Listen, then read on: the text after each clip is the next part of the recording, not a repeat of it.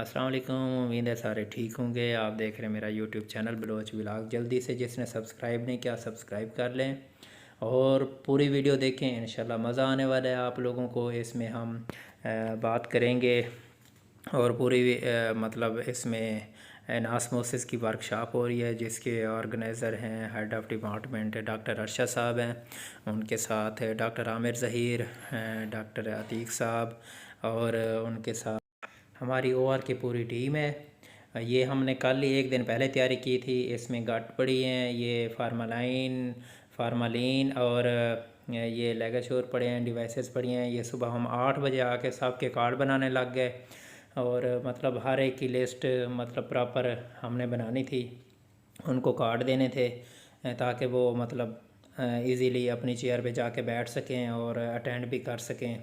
ये हमारे हॉस्पिटल में माशाल्लाह कोई भी इवेंट हो तो बड़ा ख़ूबसूरती से सजाते हैं।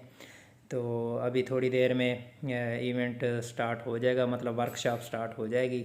ये डॉक्टर अरशद साहब मतलब तिलावत से पहले वो मैं था नहीं, तो इस वजह से मैं थोड़ा सा लेट पहुंचा हूं। तो वीडियो यहाँ से स्टार्ट करते हैं, ठीक है। वीडियो पूरी देखें, इंशाल्लाह मज़ा आएगा।